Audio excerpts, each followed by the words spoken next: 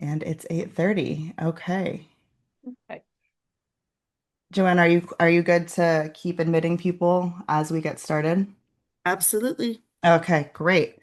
Well, welcome everyone. Good morning, and thank you so much for joining. I am so overwhelmed with the amount of support and just everyone interested in learning more about sleep training.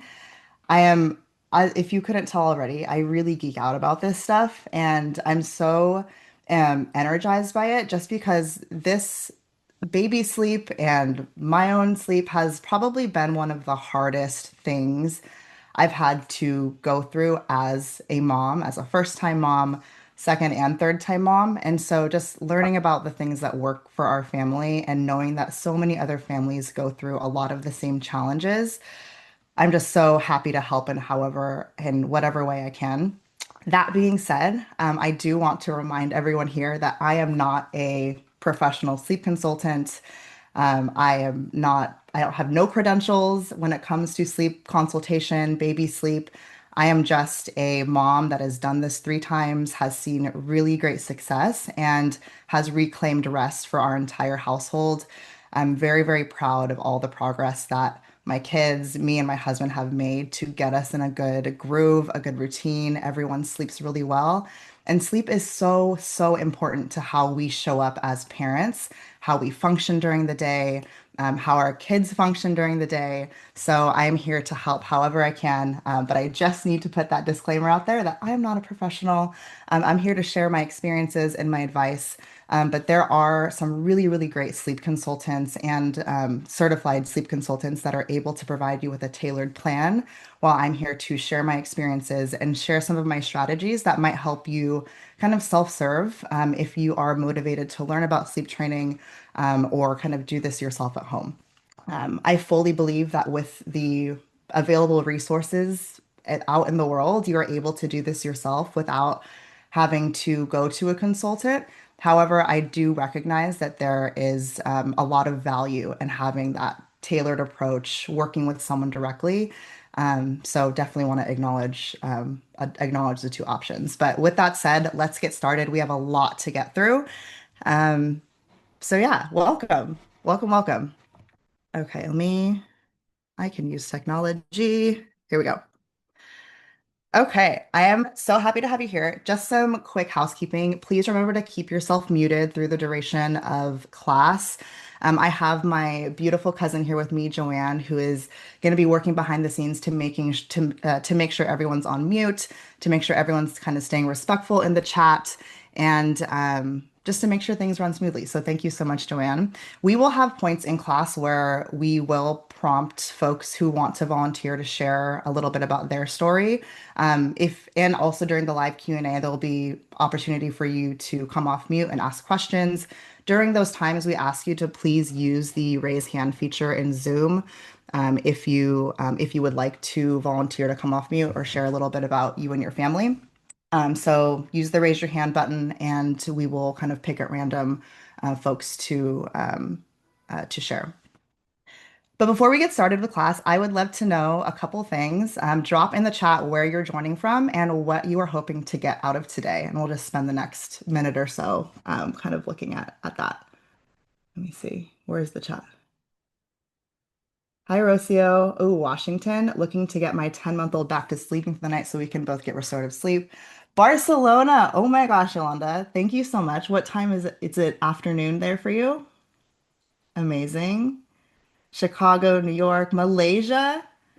Han, South Lake, Slow. What's up, Slow? My hometown. Paris, France. Oh my gosh, you guys. SoCal, Indiana. I co-sleep and breastfeed 9-month-old. I'll be traveling for work end of August. Need help ASAP. Oh yeah, I really feel that one. Annabelle, hi from Phoenix. Hoping to get some help with naps and nursing to sleep. Totally. Hear you. Yesenia, Bay Area, what's up? This is insane. Such a huge reach. I know. I know. It's like talk about imposter syndrome, like to the max. Pittsburgh, hi Deanna. Hoping to get some tips on how to get started, how to know my little one is ready to sleep train, etc. Great. All right. Thank you so much for sharing. Keep sharing in there. And I encourage you to interact with each other as well in the chat. Put some emojis on there, reply to each other, get to know. It's like, I think it's so reassuring that we're all here for the same thing and we're all kind of like struggling with a lot of the same things that we want to that we want to learn more about and get through. Jasmine from LA.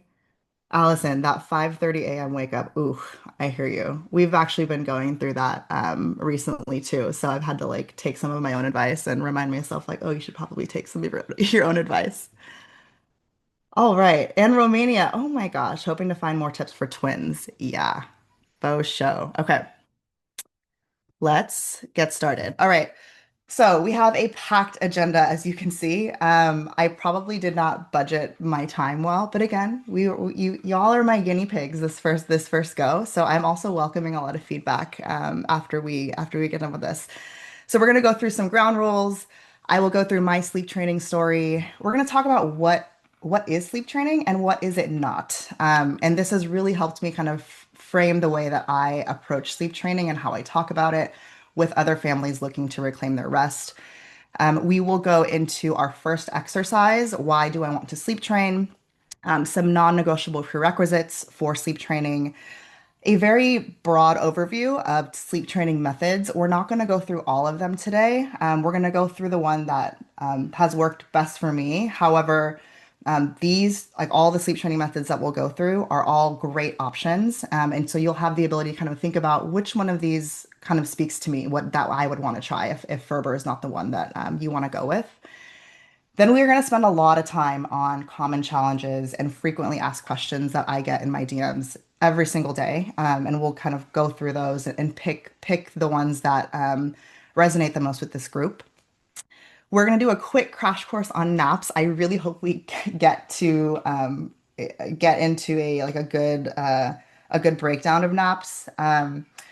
Naps are tricky and they honestly they deserve their own class. I'm thinking about having like a nap time specific class, but we'll go through like a nap time crash course. We will round out with our second exercise, I can do hard things. And then we'll close out with, what if I'm still not ready? What are some things I can do to at least start building that foundation if I decide to sleep train later? And then we'll ideally have half an hour at the very end to have a live Q&A. If we find that we need a little more time, I might bleed it over with the content into the live Q&A. And then if, folks want to stay on a little longer, if we've got a lot of questions, then we can totally do that as well. All right. Okay. Let's go into some ground rules, okay? And no, these are not ground rules that I want to impose upon you. These are the ground rules that I kind of hold to myself and hold myself standard to when I'm doing the following, creating content about sleep training, talking to other families about sleep training, think like how I think about sleep training with my own children, because it kind of grounds me into the values that I hold as I think about, other families and how I think about sleep as a whole. And I'll go through each of these. The first one being I am respectful of other families and their unique choices. I think it's very easy to get defensive about the choices that you make because we're not sure that we're making the right decisions at times. And I think it's a really good reminder to myself that what works for me doesn't work for other families, and I need to be okay with that. Um, the second ground rule is I recognize that different things work for different families. So while sleep training might work for my family, things like co-sleeping or bed sharing might work for another family, and it might work just as beautifully to help them get their restorative sleep. Third ground rule, I accept that sleep training is not for everyone, but for everyone, it is an option. So that's one thing I really, really, really try to get across that while it might not be everyone's cup of tea, it is an option for everyone, and it is something that can be successful for every family. I do not, under any circumstances, bash co-sleeping or bed sharing, but I also do not focus or discuss these because I'm not an expert in them. Before we sleep trained my daughter Jade, we did co-sleep with her. For us, again, it didn't work great. We didn't get great sleep. I got horrible sleep, so did she. So, while that might be for another family, it's not for me. And so I don't have the ability to speak on them very well. I recognize that sleep is important for a child's development and how I am able to show up as a parent. I think it's a lot of content that you might see out there is choosing to sleep train is a very selfish decision. I disagree with that. I think it's a benefit for both your children and yourself, and how you choose to pour into your cup directly impacts and benefits your child. And sleep is a big part of that. Next one. I am not anti co-sleeping or anti-bed sharing. I am pro sleep training. And that's what I really try to get across in my content. I don't know if that comes across to you all like that, but I think a lot of content that I see in the world, like folks will share what they believe in at the expense of something else. And that's something I really, really try to stay away from. I personally do not use the terms cry it out or gentle sleep training, and I'll kind of go into why. Um, Mostly because there are so many options to sleep training, and I think terms like these generally can be dangerous to those who are using sleep training methods that may involve less parental intervention, but are just as effective as those that involve more parental intervention. So I try to stay away from terms like these. And last but not least, the opinions of others do not raise my child. I do. And so I really want you to meditate on that one as well. It's really hard, especially with information overload these days. There are opinions everywhere, unwarranted. And I want to remind everyone here that those opinions hold no value. The way that you feel is best to raise your child is the only way. So just some ground rules. I encourage you to meditate on them, be open to them. These are just the ground rules that I live by as I talk through sleep training. Okay, let's go into some background. My sleep training story begins in 2020. This is my husband, Maurice, and I in our Oakland apartment, our dog Brew, pregnant with my first baby. We are peak COVID at this point, isolated, not going outside. So it was a great time. Honestly, like you would be surprised to know that we were not like we planned to get pregnant, we planned to have a baby. We were not prepared in any way, shape, or form to have a baby. Not in terms of like setting up the nursery and putting together the baby registry, but thinking about really important things that we would have to work through when we bring a baby home. The first being sleep. It did not even cross my mind that we wouldn't be sleeping, which is kind of crazy. So I was so ill-equipped to even think about what we would do when we would have, choppy sleep bringing her home. Another one was breastfeeding. I had no idea kind of what to expect nor how to prepare. Um, this is our daughter Jade. And for the longest time, when we were living in our apartment and living in the home that we moved into at the end of 2020, this was our setup. We shared a bed with her. She would sleep in this lounger. It's the only way she would get sleep, or I would hold her while we were laying in our bed, and that did not lead to great sleep for either of us. But she would sleep maybe like 45 minutes at a time. And it's true what they say that choppy sleep is really just it's like a form of torture. That's how I felt. I was physically a shell of myself for probably the first 5 or 6 months of her life. Really, really hard, really, really hard times. As you can see here, I am like very, very well rested. We moved into our home and we had moved her into her crib because she finally had her own room. And I was up in her room probably 7, 8, sometimes 9 times a night, breastfeeding her back to sleep. And that was very physically taxing. She was not getting the rest that she needed. I was really not getting the rest that I needed.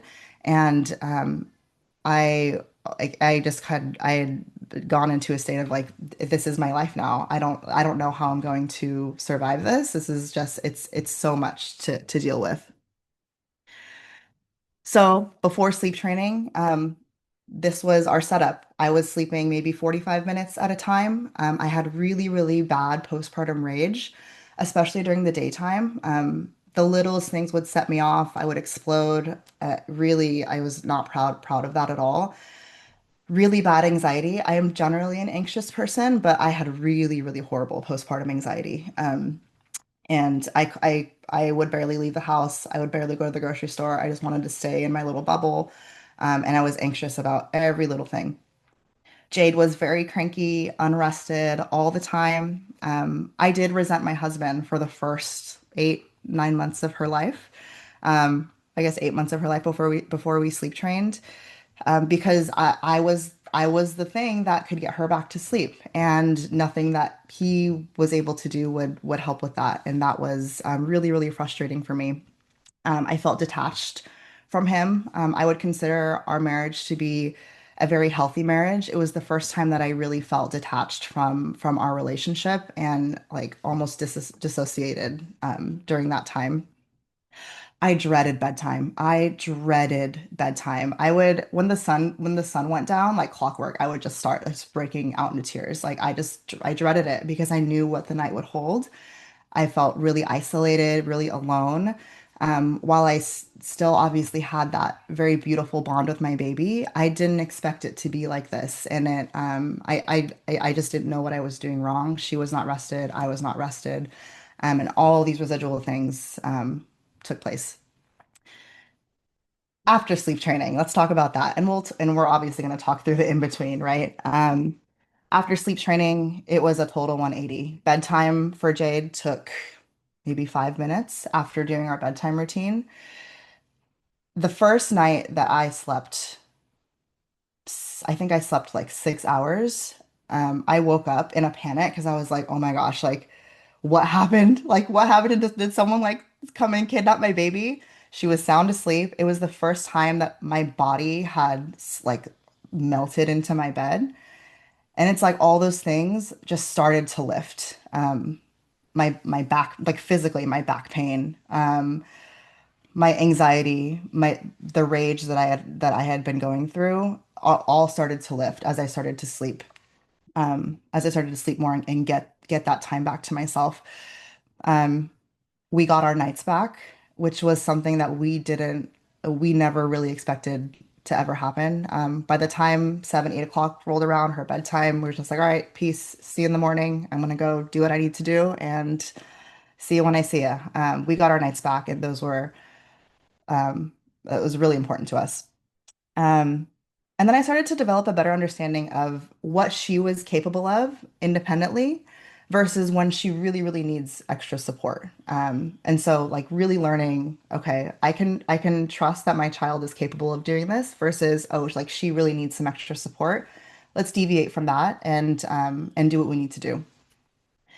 And then I think something really important that people like to think about, or that people are concerned about before sleep training, is whether it'll have an impact to secure attachment or your bond with your child.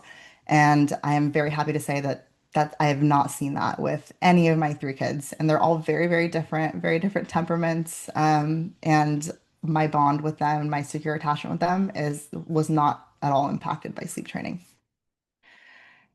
Okay.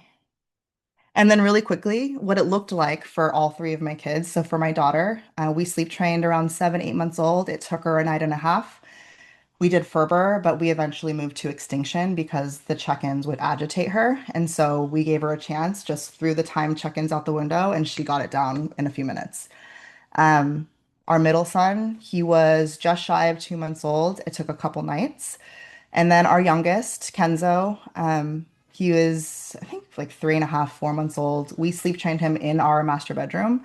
It took 5 nights, and he stayed in our room until he was 8 months old, and he was fully sleep trained. And we slept right next to him in his crib, and he slept through the night, and it worked great. And then for our boys, we used Ferber. Okay, so now let's go into what sleep training is and what it's not.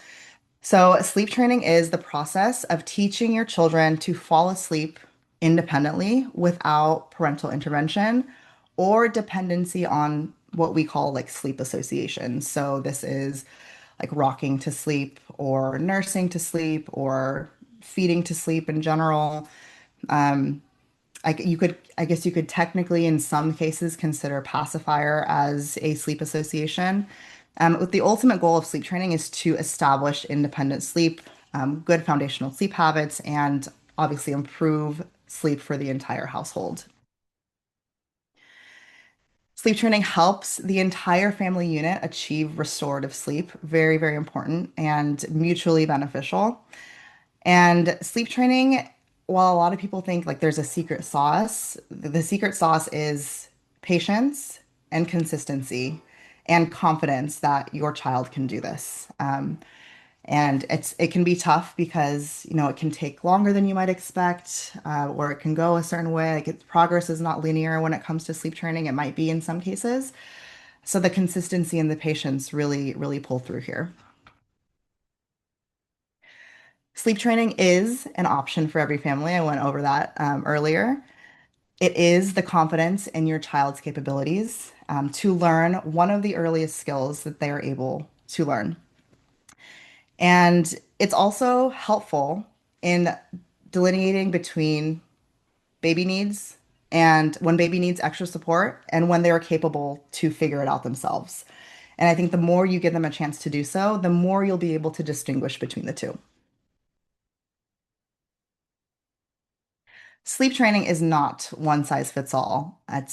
And when I say this, I firmly believe that any family could choose any method and you'll eventually see success. But when I say not one size fits all, it's not going to take, you know, 2 weeks for every family. For some families, it might take 2 weeks. Some families, it might take 3 days, 3 weeks. It's not one size fits all because every child is different. Sleep training is not damaging to the bond between parent and child. And this is a really important one. Sleep training is not a cure for regressions, night wakings, or sleep setbacks. It is simply the development of a new skill to use when these things happen. So regressions and night waking sleep setbacks are generally an indicator of your child is growing, your child's brain is getting bigger, they are developing well, and those things happen. And sleep training is a way that they're able to respond to those things. And it's a tool that you can use to push through those things in response to them. So I think a lot of people think like, oh, my kid's sleeping through the night. They're not waking up anymore. They actually are waking up multiple times a night. They just know how to get themselves back to sleep, and you just don't really know that they're happening, right? And then us as adults too. We cycle in between light and deep sleep all night. We just know how to connect our cycles. We know how to get ourselves back to sleep. So this is the process of your baby learning how to do the same thing. Sleep training is not just for babies. So I think a lot of the comments or questions that I get as well is, my baby's 18 months old or my baby's 2.5 years old. Is it too late for me? And while I don't have a ton of experience sleep training like 2 or 3 year olds, it's very possible. I've got a handful of friends that have sleep trained their toddlers, and it is possible. It might take a little more time. They're more strong-willed. They're much more mobile. They know how to open the door. But again, it's about consistency and patience and confidence in their ability to do so. Sleep training is not night weaning, and this is probably the one of the more confusing things to wrap your head around. But I'll go into that later. So a question that I'll get is, my baby's still waking up to eat. Do I need, to wean them? Or my baby still, it needs the calories at night. Like I can't sleep train. That's not true. You can do both. Both can happen. And you can still effectively sleep train with scheduled night feedings. And in my opinion, sleep training is not about age specific readiness. While most families choose to start between, 4 or 6 months of age, um, if it's later, that's fine. If it's a little earlier, that's fine too. I think it's about parental readiness, and your confidence that you can stay consistent, your confidence in your decision to sleep train, and to help your child see that success. And then lastly, sleep training is not the right choice for everyone. Like we could spend an hour and a half today. You could learn about it. It's really interesting, but it's not for me, and that is okay. Oops, where did my dot go? Here we go. Okay, exercise one. Why do I want to sleep train? So This exercise is about arriving at the outcomes that we want to see for our child, for us, for our entire family. If you had the chance to download and fill out the exercise, great, ahead of class. If not, that's totally fine. My cousin Joanne's actually going to drop the link in the chat right now if you'd like to fill it out, download it at your leisure, or you can do it right now if you'd like to. But what I would like to do is have a volunteer raise your hand if you would like to kind of talk us through your thought process here. It would be really meaningful to hear from one of you and how you thought through these questions. And yeah, so if you'd like to volunteer your answers, can you please raise your hand? Oh, don't be shy. Beatrice, hi. You can come off mute. And I will talk through these questions and I would love to hear your answers. Also, it's really great to meet you. Thank you for joining Good today. morning. Hi, it's nice to meet you too. Good morning. So for the first question, how I came to this, I haven't started sleep training yet. Um my husband works a lot, so we're trying to figure out a time where I can have him home and be supported that way. But I currently sleep in the nursery with my baby on a mat on the floor. Um, Totally. because because my husband commutes at like 3:30 in the morning and it's just been better for us this way. But you mentioned earlier how your back and just physically you were hurting. That's where I'm at with him. And I'm just, I think he's ready. He's only eating once a night and uh him being able to connect his sleep cycles would just really benefit all of us. I know I'd get better sleep and just be more present with him throughout the day because right now there's just some nights where I'm like, I catch myself zoning out and Mhm. just being super exhausted. Definitely. Yeah. So those are very, very real challenges that you're facing.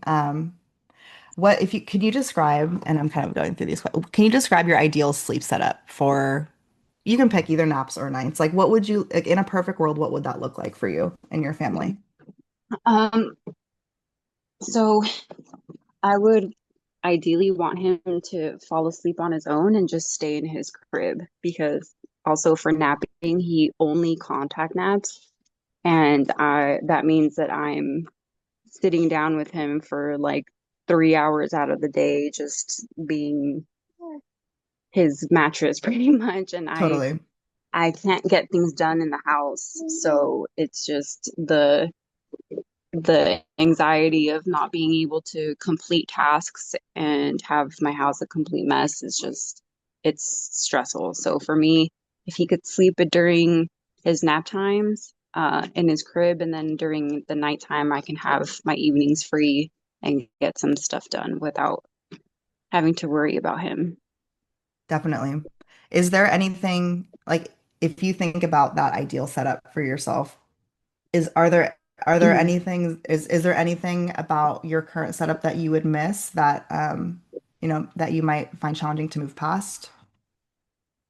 Oh yeah, the cuddles. Totally. Yeah, The cuddles. There's moments where he just wakes up and he looks at me and smiles and that's just, it melts my heart. So I know I'm gonna miss that. definitely. Um, all right. And then the last question here. Besides your baby benefiting from longer stretches of sleep, do you have like a top three outcomes that you want to see for your family as a result of sleep training? I'd love to hear those three. Um, my first one, of course, would be just his benefit of getting better sleep because he does wake up a little often.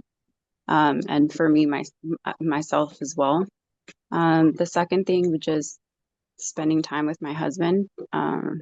We have like maybe 20, 30 minutes a week that we spend alone together.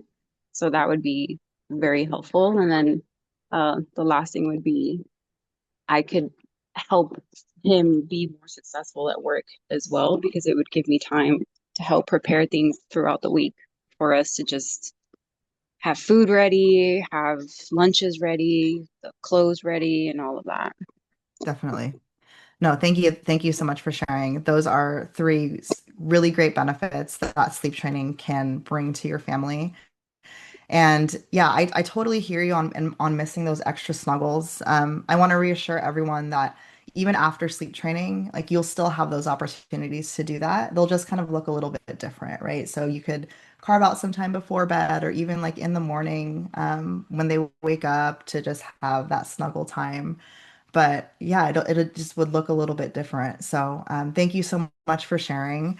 I'm keeping an eye on the clock kind of, so I'm gonna move to our next slide. But I encourage everyone to complete that exercise at your leisure. I know it's a little less about like the tactical how, but this is a really, really important exercise to focus on the outcomes that it will bring to your family, because those are the most important things. So after you complete the exercise, I want you to really meditate on the question, like, why do I want to sleep train? Like, why do I really want to do it?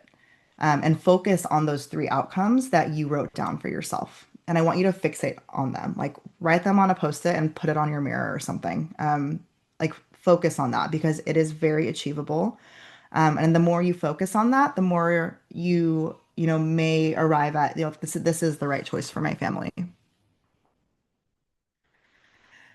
Okay, now let's go into some non-negotiable prereqs to sleep training. And these are, again, like a little less of the tactical how-to, but these are really important, like mindset approaches that I want everyone to nail before even making the decision to sleep train. The first is you have got to align with your partner. You both have got to be on the same page when it comes to like this is the right choice for our family. And if it's not your partner, it's someone who's supporting you through this. So it could be a mom, a relative, a friend, on board with your outcomes. And your decision to sleep train and the challenges that you're expecting to encounter through it.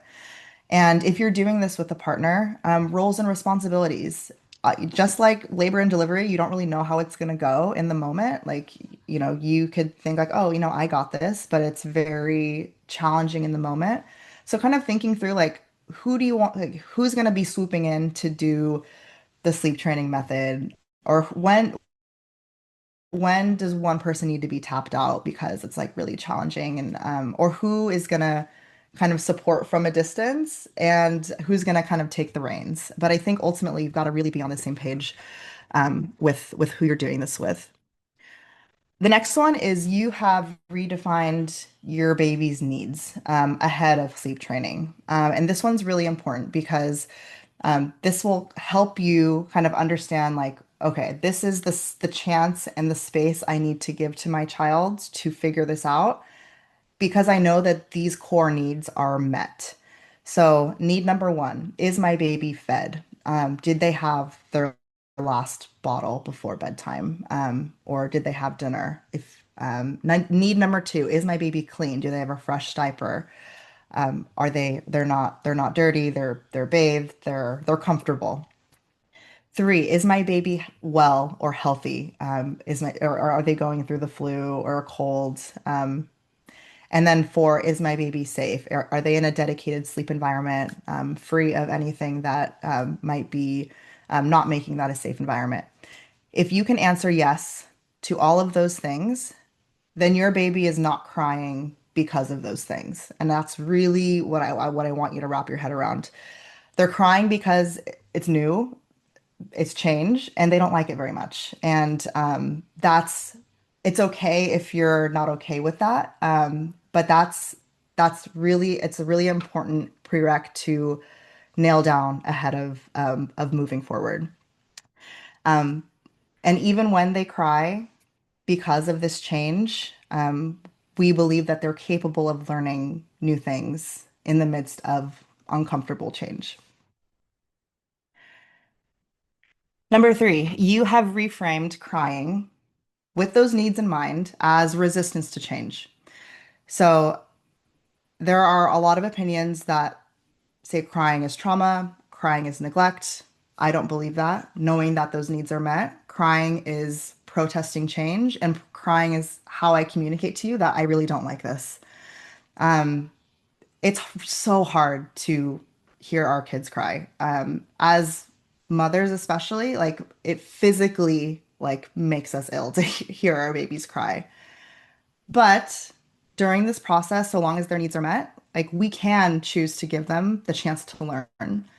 And crying can be part of that process. And then while you know it's going to be a hard thing to push through, you're confident in your decision. You're not on the fence. You don't feel like you're being forced. And you know something needs to change. So I'll get a lot of messages from people saying, like, oh, like, I don't know, I think I want to start next week, or like, you're really, really convincing me to do this. And I just respond by saying, like, don't start yet. Like, don't start. You need to, I encourage you to take the time that you need to really meditate on this decision. And if you start and you backpedal, that's fine. Like, okay, drop back to the drawing board. I need to do some more work on this approach and like nail down my decision and my confidence to do this. Um, but if you're on the fence, there's no rush. Like just take the time that you need to be confident and to really get through those prereqs. But once you get to a point where your outcomes are greater than your hesitations, then you're ready. Then I think you're ready. Okay, let's go into types of sleep training methods. We're not going to go into each of these super deeply. But just so you know that there are options out there. Like I talk a lot about Ferber. Ferber's not the only option. It's the one that's worked best for us. But there are other sleep training methods that have worked really great for many families. Let me see. How do I use Canva? Here we go. Okay. So the Ferber method or graduated extinction, this involves laying your baby down wide awake at the onset of crying, starting the clock and doing check-ins on your baby in timed intervals. So we'll go through this specifically, but it's basically like controlled crying, I think is a term that people use for it. You allow your child to work through that for a specific period of time before you go into the room and check on them. When you check on them, um, it does not involve picking up. It involves shushing, verbal comfort, patting on the back, belly rubs, for a certain period of time, and then exiting the room again. Even if crying still persists, you still exit the room and you start the clock again for that next interval, so on and so forth until baby falls asleep. The next method is, oops, my dot is here. The next method is the chair method. This involves sitting in a chair next to your crib and again, not picking baby up whenever they start crying, but providing kind of that external comfort. And then it involves gradually moving the chair further and further away from the crib until the chair is out of the room. Um, this might be tough because, you're like watching your baby cry and your baby is seeing you, but this has worked well for a lot of families. And again, it's not the which method, it's the how consistent and patient you are with the method that you choose. The fading method is a gradual reduction in time of things that you're using to help your baby fall asleep. So this could be rocking to sleep, nursing to sleep, bottle to sleep, passy to sleep, whatever it might be, and then reducing the amount of time that you do that every single night until those things are no longer a dependency for your child to fall asleep. Pick up, put down is probably this is the method that involves the most parental intervention because it focuses on reducing crying as much as possible. So you're standing next to the crib, baby starts crying, you pick them up. When they stop crying, you put them down and you repeat that process over and over and over until baby falls asleep. Full extinction. Do you like my woolly mammoth? So this is probably one of the more challenging methods that parents like wrap their heads around. This method involves, with all of needs met, putting baby to bed and allowing them to get themselves to sleep with no parental intervention. So this one generally can be very emotionally taxing for parents and might, not be the right choice. But this method, can be just as effective as all the other ones. And then I just listed this here. Like there are customized methods, adaptations of all like these core methods. So there's like taking care of babies. A lot of families have seen success with that. Other tailored plans from sleep consultants. But they're probably just modifications of these methods that I just went over and tailored to your family and kind of your comfort level. And I put Cara oranges here because, taking care of babies. Okay, let's see. Oh, nope. How do I not do this? There we go. Okay, let's go into my step-by-step approach with modifications that we've made using the Ferber method. So we did Ferber for all three of our kids. It worked really well for all three kids. It took a different amount of time for each of them, but this is what we knew. This is what we saw success with. So we're going with this one. The first step in preparing to sleep train our kids was setting the right environment. So we have the same sleeping environment for all of our kids. It's a dark room. We don't use blackout curtains. A lot of families do. We don't. We don't really see like we don't think they're super necessary. And my approach with this is if we're traveling and we don't have access to those curtains, I don't want them to be like a huge dependency. But nonetheless, we close the blinds, make the room as dark as possible. We do lean on sound machines. So like we use the Hatch sound machines. We also have a Mom Cozy sound machine. Anything that like spits out brown or white noise is just helpful. It's not like a requirement, but if you have like really loud people in the house, like like I can hear my husband like walking on the third floor, and I'm just like, oh my gosh, like your footsteps, it's like fee fi fo fum over here. So it's like it helps mute any like noises that you have in your house. So and it just helps them, stay asleep and it kind of like triggers in their mind that it's like bedtime is near. You know what I mean? And I also sleep with white noise and I love it. Comfortable clothing. So, based on however hot or cold your room is, like light cotton clothing, pajamas, and then a dedicated sleep space. Now, this does not need to be a crib. It can be a pack and play. It can be a bassinet, as long as it's like a dedicated sleep space for baby. So getting the stage set. Number two, remember those needs. Making sure needs are met. Baby is fed, clean, healthy, and safe. In terms of fed, we generally like to do like a last bottle maybe an hour before bedtime. And the reason being, like with Jade especially, like we had such a big like I would breastfeed to sleep every like for the first 7 months before we sleep trained. So that association was really, really strong. And so moving back the last feed gradually really, really helped us. So needs are met. Baby's fed, clean, healthy, and safe. Number three, laying down baby wide awake. And I know it can be hard sometimes because they're just like getting a little sleepy, but this really helps them um, like get themselves to sleep and they know that like I'm not getting help, becoming super, super drowsy through other things. And that's a good like approach to get started. Like I think people say like laying down drowsy but awake. But it's good to eventually get to a point where you lay baby down wide awake. That way they know like, okay, it's my time to shine, my time to figure this out and get themselves to sleep. Um, but yeah, it's important to eliminate those dependencies that have been, kind of tried and true for so long. All right, so you lay baby down wide awake. We exit the room. Um, this is generally what happens. So it was different for all three of our kids, but sometimes, they would kind of like hang out, like roll around. But eventually crying would start. And then this is where like the Ferber method begins. So at the onset of crying, you start the clock, right? And let's say we're at day one. Yeah, let's say we're at day one. So day one, crying starts, you start the clock 3 minutes and sit outside the door.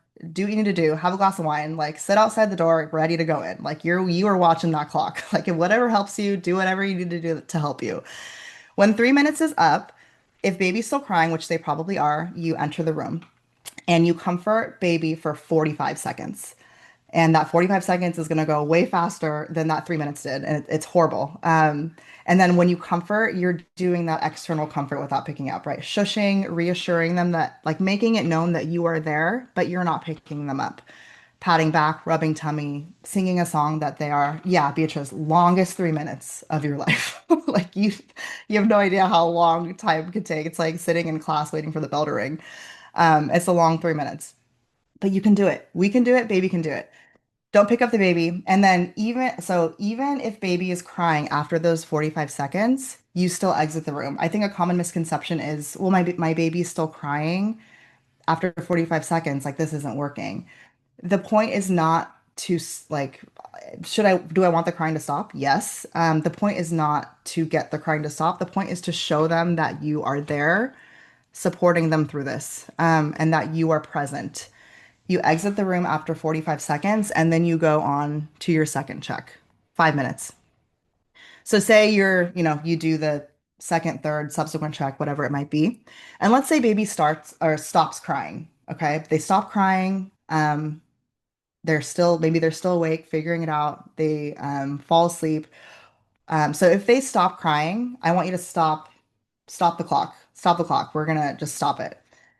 We'll give them a chance to kind of figure it out. Because if they're not crying, I don't want you to go in and do the check-in because that'll just like kind of like, mess it up and interrupt the progress that they're making.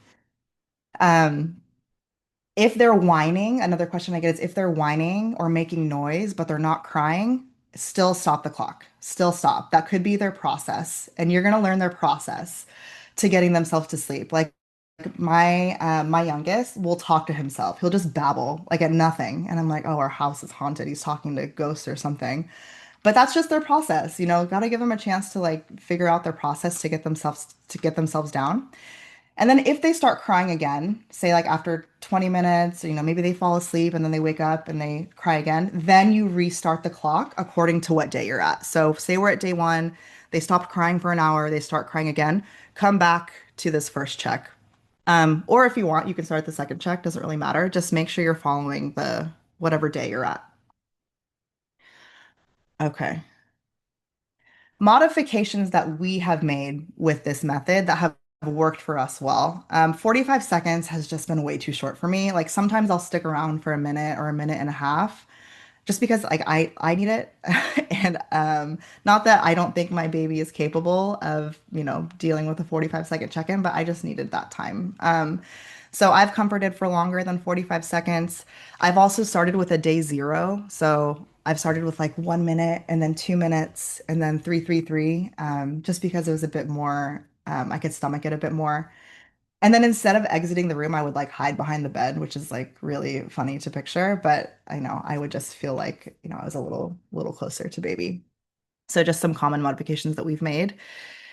Um, and then another question, I didn't write this down, but another question I get is like, will it be confusing if like me and my partner alternate check-ins? Like, no, it won't be at all. Like, I want my baby to see that, dad is also there. And if I need a breather, or like Maurice never needs a breather. He's such a rock. So he will step in and be like, he will hardline me and be like, go outside. Like, I got this. Like, give me the clock. So whatever you need to do, alternate, figure out your setup with your spouse or your partner. Do that. Get through it. Naya, Okay. And really quick, just a time check. yeah. You were at almost at our halfway mark. Oh boy. Okay. I knew this was going to happen. Okay. We may bleed. Thank you, Manang. We may bleed a little bit into the Q&A, but that's okay. If we need to extend the Q&A a little bit, or if people have time, we can do that. And then, yeah, we'll go from there. I'll try to be a little speedier though. Thank you. Okay. Um, where was I? Okay. So I touched on this a little bit, but if baby falls asleep, um, a couple things are going to happen, or a few things may happen. First, your baby sleeps all night without a peep. and you go to sleep, or you like stay up all night because you're like, oh my gosh, what's gonna happen? Um, so that's one thing.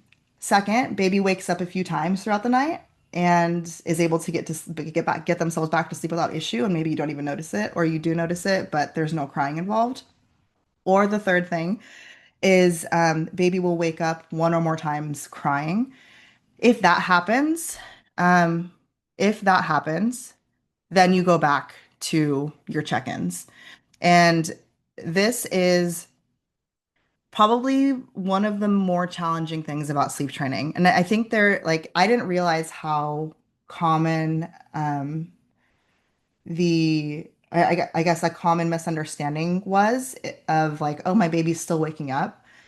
Sleep training happens throughout the night. So any night wakings where crying happens, you respond with your sleep training method. You don't deviate from what you did at bedtime. You do the same exact thing. And this is really, really hard because you're tired, baby's tired. You're like, oh, like I should just pick up baby, nurse them back to sleep. It's going to be the fastest thing to do to get us both some sleep. But this is where the consistency really comes in.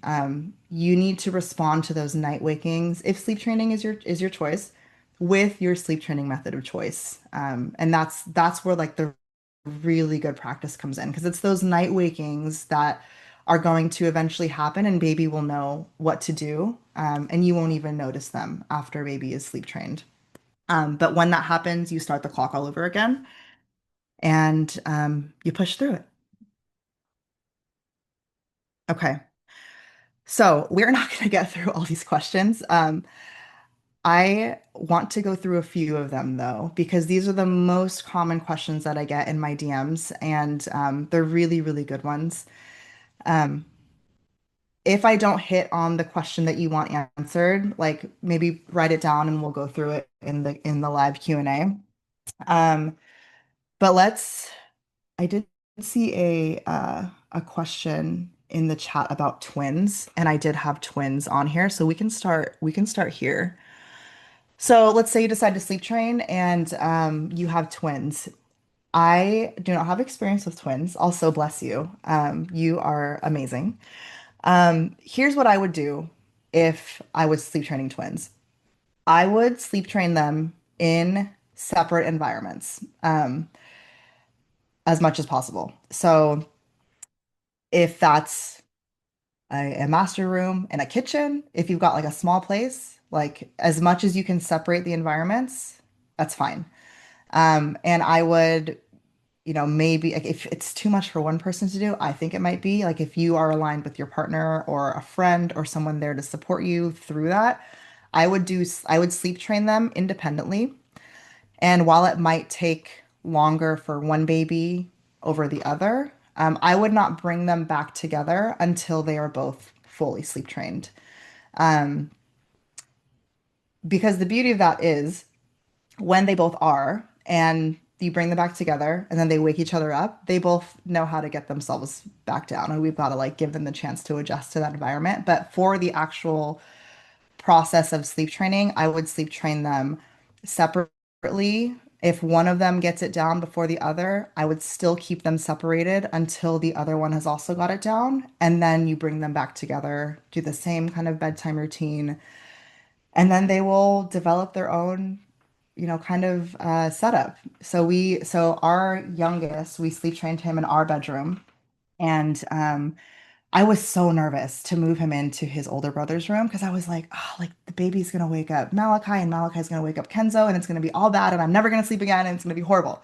Like that's all like I thought about. But we moved him in there and it was like nothing happened. They adapted so well. Malachi was so excited to have his little brother there, and they adapt so well. So even now, like we put our youngest down for the night an hour earlier than our older son, and then we'll sneak our older son into his bed when it's his bedtime, and it typically wakes up Kenzo because like we're loud and we trip over toys and trucks and stuff, and he just kind of stands up in his crib like looking around like. And then he'll just babble all this nonsense to Malachi, and then they'll like talk to each other and like laugh and then they'll eventually go to sleep. And I'm just like, we don't give our kids enough credit. Like they're so resilient, they can adapt to anything, and then we give them the chance to figure it out. Okay, let's go on to another um, common question. I'm gonna go into this one in a dedicated slide. Let's see. Sharing a room. Sharing a room. Okay, so I just touched on this one briefly. This is a common question I also get. If you're sharing a room with your baby, you can still absolutely sleep train. Baby does not need to have their own room to sleep train. It might be a little more challenging because, like during those night wakings, especially if you're doing a method where you'll want to exit the room, then you'll have to like roll out of bed and exit the room to do the check-ins to reduce distractions. Or you could do something like, let me just proceed here. Oh, yeah, here we go. This is what I usually recommend to families with small places or if they're sharing a room. Investing in one of these inexpensive like room dividers and for the purpose of reducing distraction while you're giving your baby the chance to get themselves down. So if you don't want to exit the room and you would rather kind of stay behind the room divider, something like this would be helpful. And so you just come out from behind the divider during the check-in. This is obviously specifically for Ferber, but if you were to do a sit like the chair method, you could move the chair behind the divider or something. Um, but it can be done. So like a misconception is I can't sleep train, you know, when I share a room. Okay, let's see. What if my baby is standing or sitting up in the crib? So a lot of families might not start until I don't know, 8 or 9 months. And at that point, your baby has like gotten so mobile and is like pulling up, but they don't know how to get themselves back down yet. And then the worry comes with like, oh, what if they fall down and bonk their head and hurt themselves? Um, this has happened. This has happened for us post sleep training. So like Jade was able to pull herself up, but she didn't know how to get herself back down. She like fell on her butt and like bonked her head. Um, as much as possible, I would really encourage you to not go in and like help them lay back down because even if there's like a bonk, obviously we don't want them to be unsafe or hurt. It's likely they're not going to get really hurt if that happens. If so, I think like I don't think we would see a lot of like the cribs today on the market. But we need to give them a chance to figure out their spatial awareness and get themselves back down. Same with rolling. Um, so if they're standing, as much as you can, I encourage you to let your child figure it out. Obviously, it's kind of tough to watch because we want to help them as much as possible, but then they'll become reliant on you coming in to lay them back down, and then you'll be up doing that all night. Because babies are smart. Let's not doubt your baby here. Your baby is smart. If I stand up and I pull up and I'm shaking on the crib, then mom will come in and lay me down, and then I'll get to see mommy again. Like they know they're really smart. Let's not think our babies are not smart. So if that happens, I would recommend you letting them figure out their spatial awareness. It's likely going to take it might take a night, it might take a few nights, but give them a chance to learn how to do that. And then the same for rolling. So if your baby is rolling, like if you're sleep training and baby's learning how to roll, um, and they roll from if you're laying them on their back, they roll back to tummy and they're like kind of stuck on their tummy and like miserable. As tempting as it is to go in and like flip them back over, because they're learning to roll, they're just going to do it again. But rest assured, and you know, I'm sure your pediatrician will tell you the same thing. Like we're always taught to put our babies on their back, you know, at least here in the States, to put them on their back. If they have the strength to roll from back to tummy, then it's safe for them to sleep on their tummy, assuming their arms are out, because they have the strength to maneuver themselves to like maneuver their airways so they have like a clear way to breathe. So, same thing as standing as much as you can if you're comfortable with it, letting them kind of figure out a comfy way to sleep on their tummy or, you know, as they learn to flip themselves back over. But generally it is safe if they roll from back to tummy and then like need to figure it out. Like they'll be okay. Okay. Another question that I get is what if they use a passy? Um, I am always hesitant to like give my opinion here because none of my kids took pacifiers, and it's so weird. I None of them did. Kenzo took his passy like in the hospital for a day and then he refused it. But all my kids have been like hand or finger suckers. It's like so weird how that happens. But when it comes to a pacifier, so parents will ask me like, what do I do if my kid takes a passy and all I need to do is replace it at night? Like they're sleep trained, but like I need to replace their passy at night.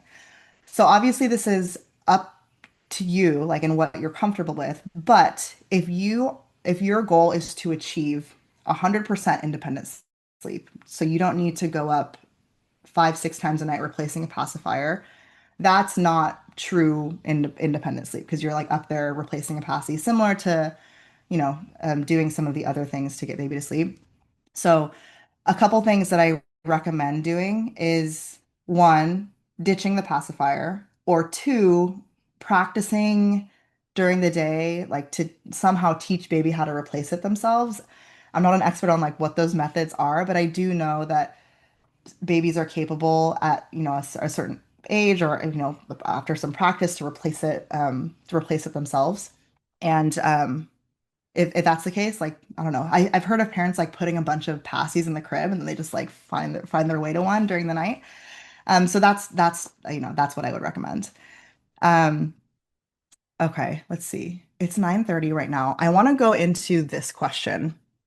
What if my baby wakes up hungry, and do I need to wean before sleep training? This is probably, and like, how do I know if my baby needs to actually eat versus just using me to fall back asleep? And that's probably the most common question that I get. So, um, to answer this question, do I need to wean from night feeds before sleep training? The answer is no. However, um, so basically, if you are still feeding your child at night and they're taking a full feeding, and they need that full feeding, you can still sleep train. However, where it gets where it gets a little confusing is like, do they really need this full feed? Or are they just like eating out of habit? Their growth is going really, really well. They actually don't really need to eat at night anymore. Um, so, what I generally recommend you doing is chatting with babies' pediatrician or PCP and getting a good understanding of how their growth is going. Because in many situations, parents will, get that growth assessed. They're growing really, really well, and doctor might say like they don't really need to eat at night anymore. Like you can certainly keep feeding throughout the night, but it's really not necessary because they're growing so well. You can start constraining calories to the daytime. And you might think, okay, well, they're still taking this full feed. I think they're really, really hungry. And that might be true, but they might just be hungry out of habit. So if you start removing those feeds at the clearance of pediatrician, then you can have the peace of mind that your baby's growth is going well. They will readjust to daytime calories, and you can start weaning those night feeds or before sleep training, or you can just wean cold turkey as you start sleep training. And that sounds a little jarring and might not be the right approach for some, but that's what we did with my daughter. And because I would just be up feeding her all night, but she wouldn't really be eating. It would just be like using me as a passy to fall back asleep. And it was not full productive feeds. Um, but however, if your pediatrician says, baby still would benefit from 1 or 2 feeds a night, here's where the two can coexist. If you have a situation where you need to feed your baby once or twice at night, I want you to pick a scheduled time that feeding or those feedings happen. And I don't want you to deviate from those times. So, for example, if doctor says your baby should be, still benefit from 1 feed at night. Okay, great. Your feeding can be at 1 a.m. Okay, so you lay baby down at 7:30 or whatever your bedtime might be. You do your sleep training method. If baby wakes up anytime in between 7:30 and 1, it's not time to eat yet. If they wake up crying, that's when you can respond with your sleep training method. And then when 1 o'clock comes around, when the scheduled feed is here, then you can feed baby according to that schedule and then put them back down, do your sleep training method if you need to until it's time to wake up for the day. So this is just like a mock schedule for babies who might still require nighttime feeds. And say like, say the feedings, you need 3 feedings at night. Say if you're starting a little younger and you're still feeding your baby 3 times a night, picking 3 scheduled times to do that and not deviating from those times. That way, anything in between, you know that you can respond with your sleep training method. And then baby will start to know like, okay, I eat at my scheduled time. It's not gonna be any other time outside of that. That way, you're feeding on a schedule very productively according to their needs, and still moving away from that like feed to sleep association. I hope that makes sense. It's one of the more confusing things to wrap your head around. Okay, we are, oh my gosh. Our time is like we're bleeding over into some time, but I'll go through naps. I'm thinking we do like a dedicated nap class. But I do want to go over some like important points for naps because naps are tricky.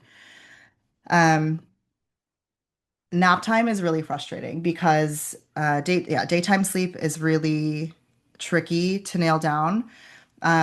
Before we nap trained, our days looked like this. I thought Jade would only sleep 15 minutes and then her eyes would pop open. I'm just like, great, I got nothing. I could not even like go and shower. And this would happen. We were on like 5 nap days, and I was like, what? Like, what is going on? After sleep training our naps, um, her naps look like this. We would have 2 long naps and a cat nap, and it was lovely. Nap time, similar to night sleep, is about patience and establishing, connecting your baby's sleep cycles. So with naps, similar to night, like you kind of cycle in and out of deep and light sleep. And baby is unable to connect those sleep cycles. So right here at the peak of light sleep is where her eyes would pop open and I would think, "Oh, okay, she's only taking a 15-minute nap." Me not giving her the chance to connect that cycle over the next few minutes. And that's really where the patience for naps come in.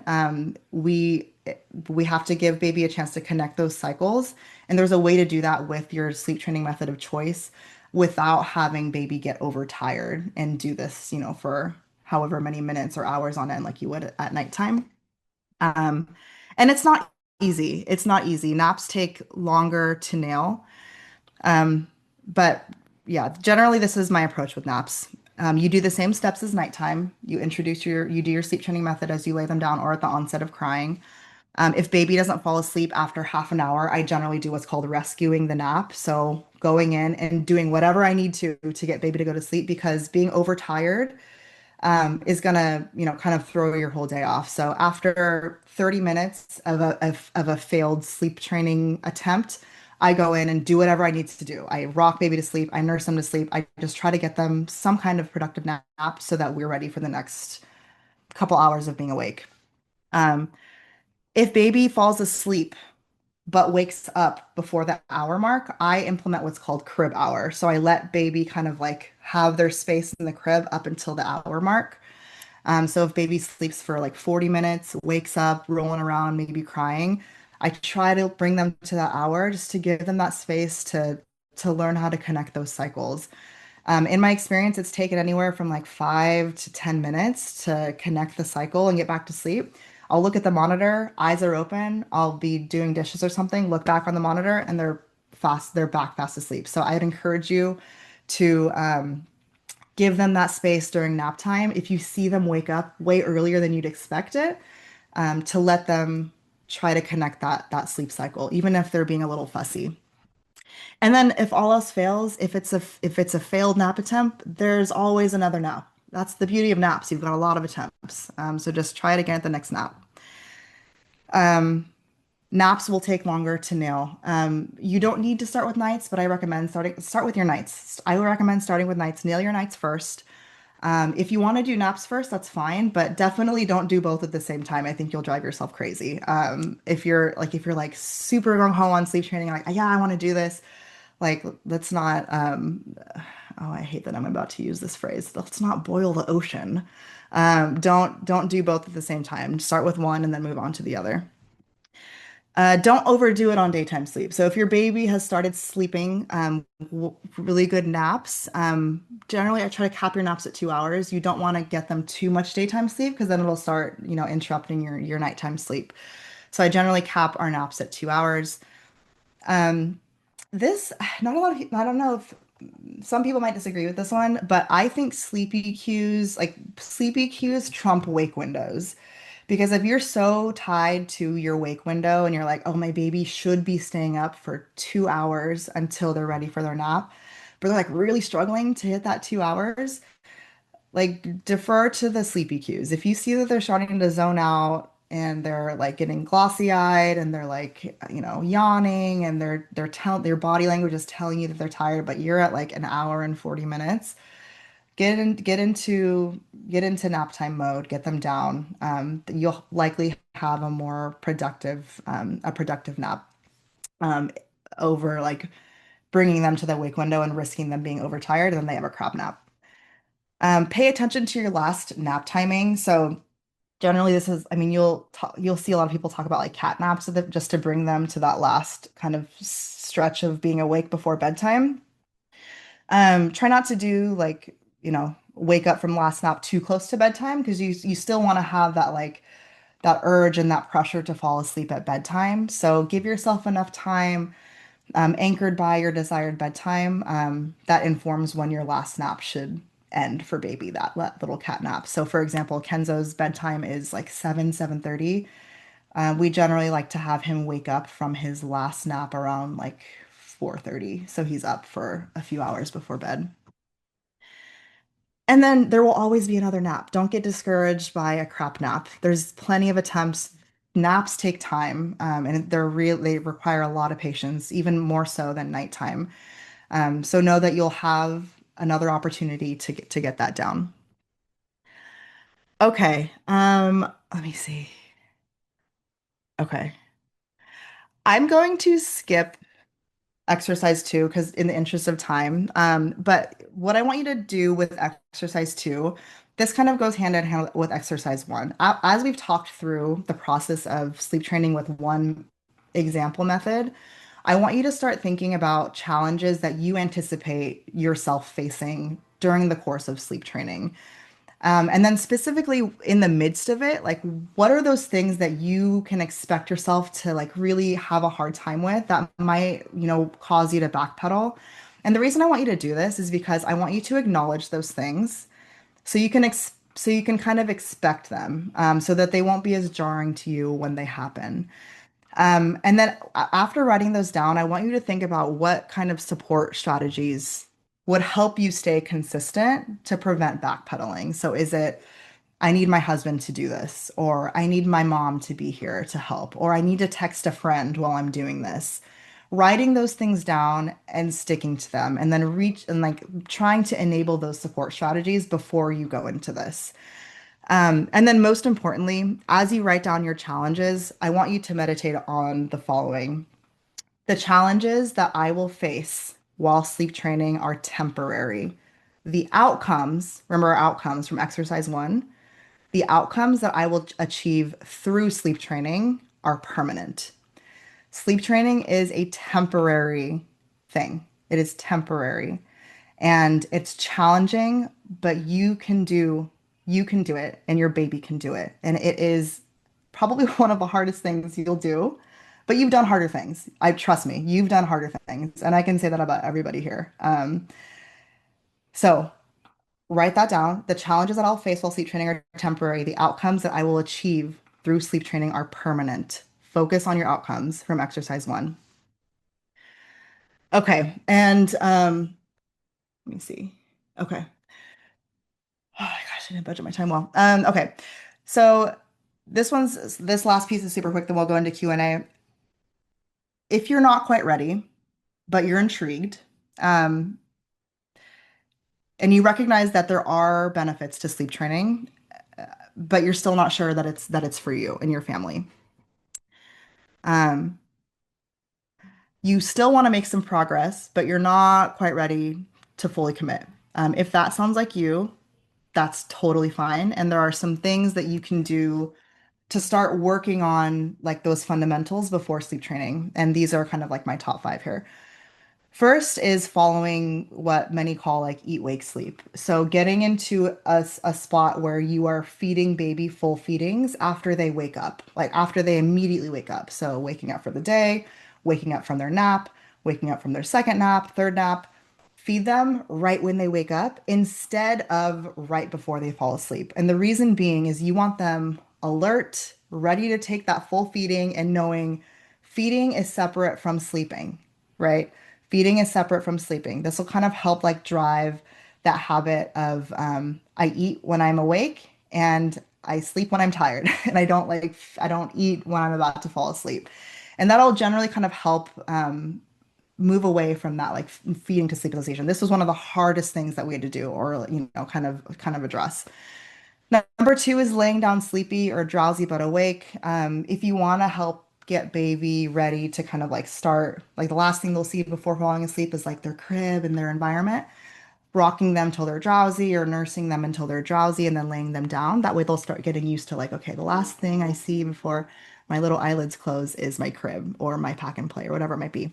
Um, Number three is giving them a chance. If you are comfortable with 20 or 30 seconds of crying and letting them figure it out, start there. I don't want you to think like 3 minutes is too much for me. I totally get it. You need to go with your comfort level. Like that is like I highly recommend just doing that over any kind of, what you're supposed to do. Um, if baby is currently sleeping with you and in your bed and you want them to start getting used to like a different environment, you can try a nap or two in the crib or starting nights in the crib and then bringing them back over. That's what we did with Jade when we moved her into her room. We would like start in her room and then I would like bring her back into bed with us. And then yeah, just kind of started to get her used to that environment. So these are just some things that you can start thinking about if like sleep training is not something you're sold on yet, but you're, kind of still, or you're working through your outcomes, you're working through challenges and figuring out if it's right for you. Okay, Joanne, I'm Yeah, gonna we're good. take a sip of water, but do you want to kick us off Oh yeah, with this? you And we can, drink, you yeah. hydrate, you hydrate. All right, can everyone hear me okay? Hope so. We're gonna open it up for some questions now for Janaea. But before we begin, as Janaea did say in the beginning, to ensure everyone can participate and maintain a productive discussion, we do ask that you approach this Q&A with respect for each other's questions and perspectives. So feel free to type your questions in the chat. If you see a question in the chat that you're also curious about, give it a like, a little thumbs up, and we'll try to get to some of those. Or you can also raise your hand and we'll call in a few people to unmute and ask their questions. So let's begin. Are you ready, Janaea? I'm ready. Okay, let's see. Yeah, if you'd like to come off mute and ask your question, you can raise your hand. Otherwise, we can start in the chat. Let's see. Um,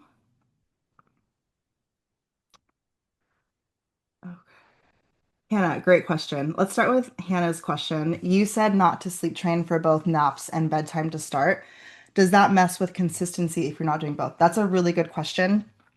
I know there is like some science behind this that I am not equipped to speak to, but in my understanding of like all the resources that I've used, and I also want to share like all of the resources that I've used for free on this like national sleep training Facebook group.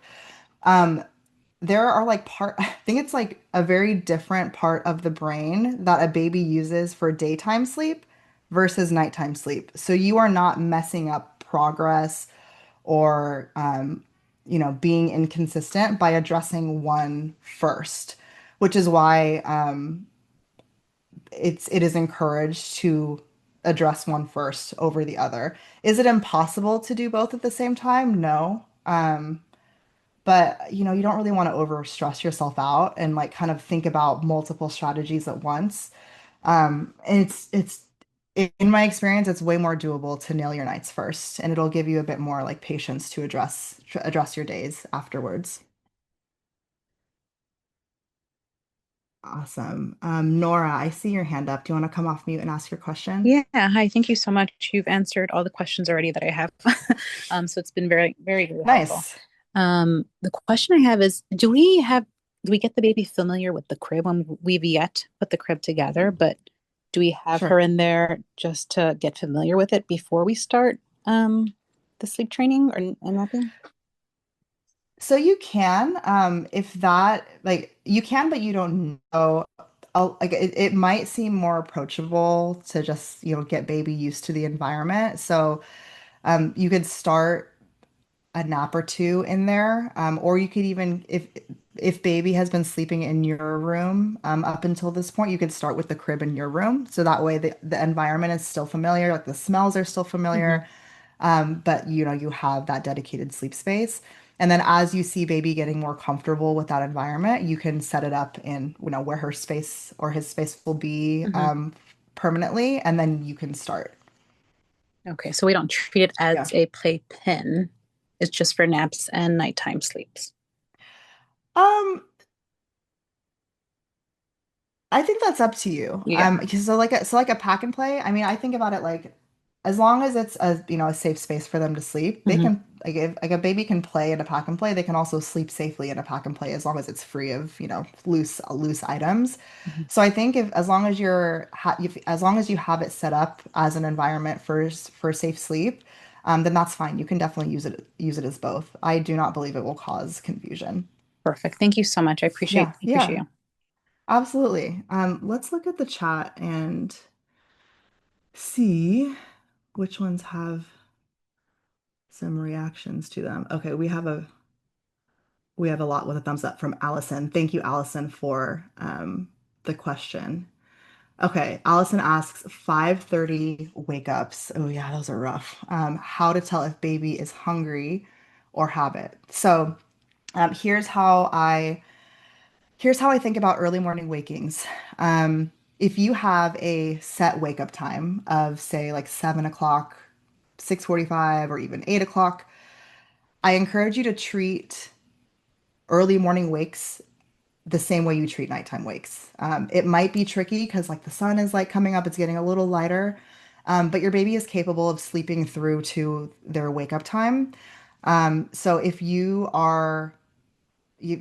had that kind of conversation with your pediatrician about whether baby needs to eat at night, I would still treat that 5:30 a.m. as nighttime instead of responding with a feed. While they might very well take a full feed, I would still treat it as nighttime and introduce your sleep training method if baby is crying at that time to see if they can make it to to wake time. Now that might take some time to do. And there's like generally with regressions, you'll see early morning wakes. And it's hard because you're like, oh, like maybe their sleep needs are changing, or maybe like 5:30 a.m. is just when they're ready to start the day.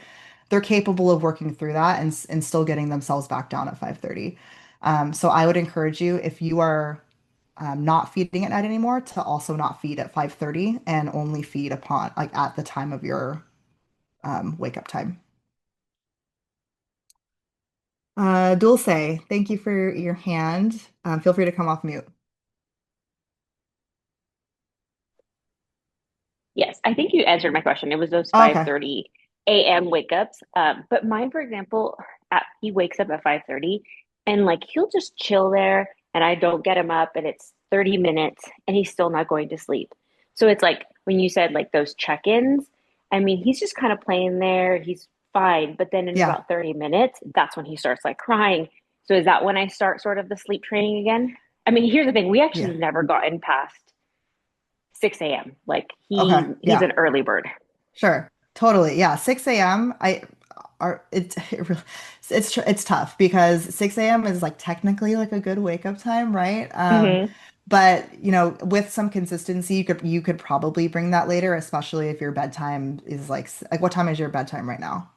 Well, it was like 7:30, but Okay. because like he's been teething, and also I think we work. So by the time we get home from like the babysitter and things like that, sometimes it's already 7:30. Hmm. Hmm. And so it's been pushed about to like 8:30 now.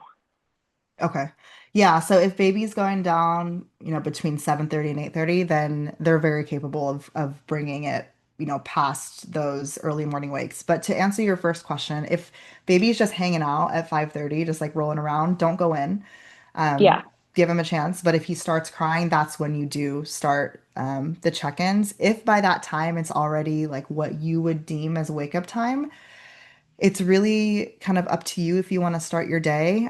You might need to Hmm. inch back your first nap a little bit since they've kind of been up and they didn't fall back asleep. But if you think that their wake up time could be a little later, then you could certainly start those check-ins when they happen. So say it's like 5:50. You could start doing that, and then you could kind of make that call and then try again the next night, if you want to. But I would say, yeah, if they wake up and they're hanging out, like that's their process. Don't go Hmm. in and just to see if they get themselves back down to sleep because it's odds are, the next night they do that, they might fall back asleep instead of, start crying. Okay, perfect. Yeah, I Yeah, mean, right now I don't go in until about, I'm like, okay, at least 6 o'clock. Give me until six, and I just kind totally. of watch him on the nanny, and he's just chilling until he starts getting a little fussy. And the first thing, it's like he is starving. So, I mean, Yeah, definitely. Yeah. And okay, he'll okay, get that and he'll get a good productive feed right when he wakes up. okay, Uh, okay. Thank you. yeah, of course. Thank you for your question. Lizette, I see you have a question with a lot of hearts. Just for clarification, so if we're room sharing and baby wakes up in the middle of the night and we're doing Ferber, do hubby and I both have to leave the room and do check-ins?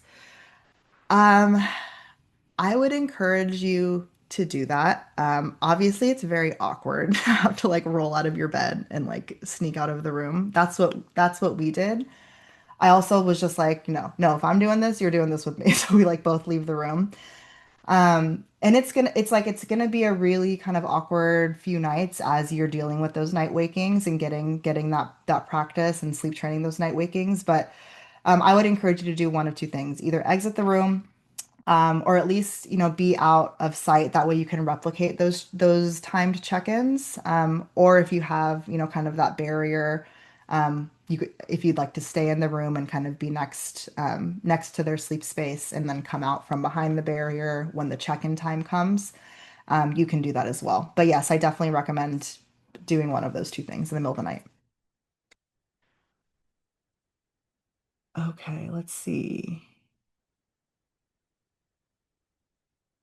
Um, oh, Okay, Dulce, you asked another one that has gotten a couple thumbs up. What do you do when baby wakes up due to teething? This is another common question that I get. It's a really good one.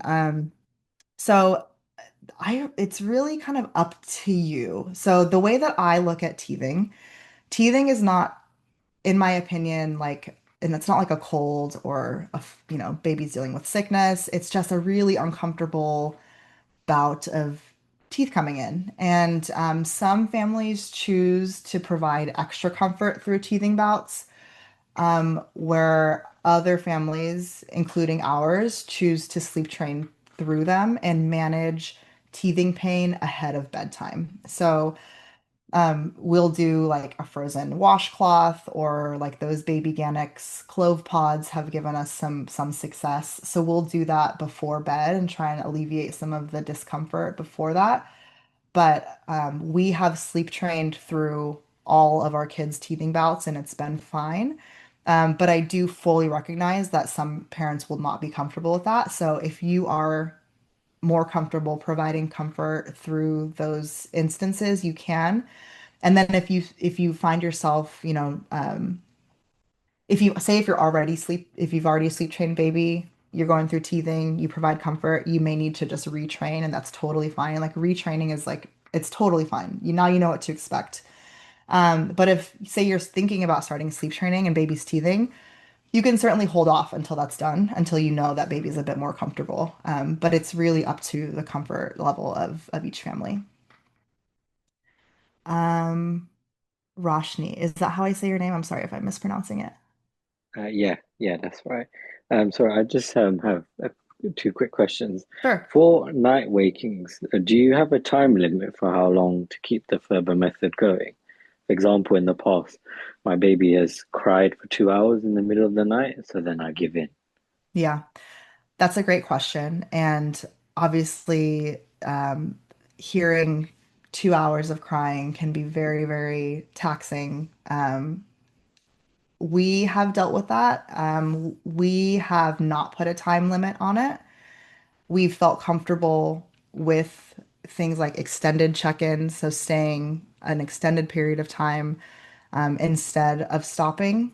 However, I fully recognize that some parents will not be comfortable with that. So you can do one of two things. You can safely continue to sleep train with no time limit, or you can pause, regroup, understand if like maybe that's something you're not okay with this method, and explore other methods that involve less crying and more parental intervention. So things like pick up, put down, chair method, maybe those methods your child will respond to with less crying, that you might be a little bit more comfortable with.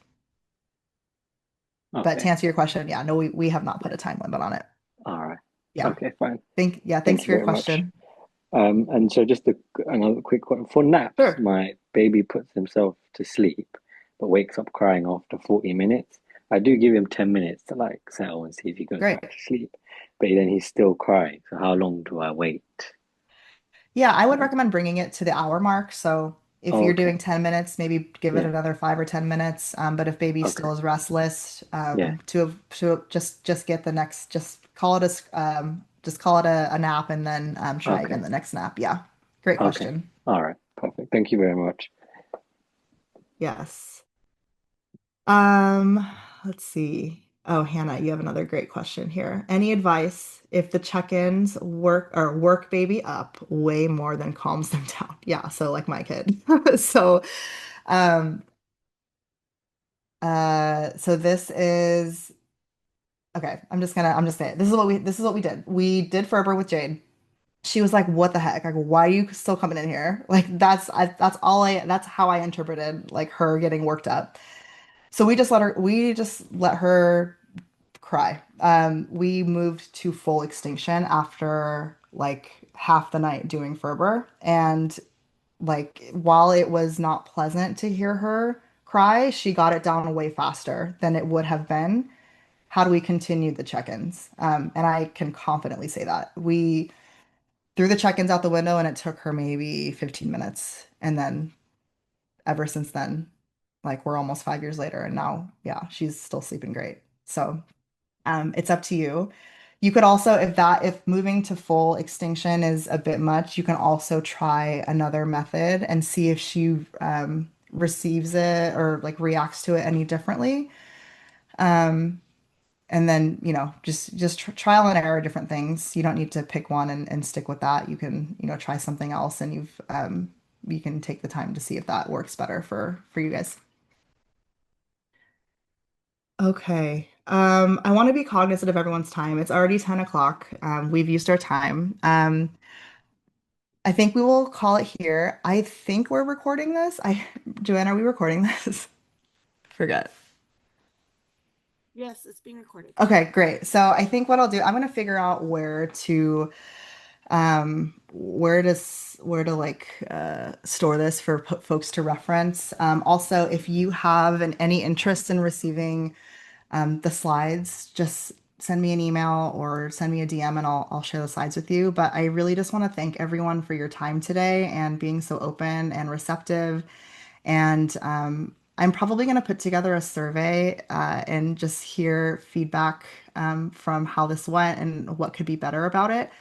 And if you'd like to see any more of these, maybe targeted to specific sleep training topics. I know we covered a lot and didn't go deeply on a few areas that I think people would benefit from. So thank you so much. I hope you have a great weekend, and I will see you guys on the internet.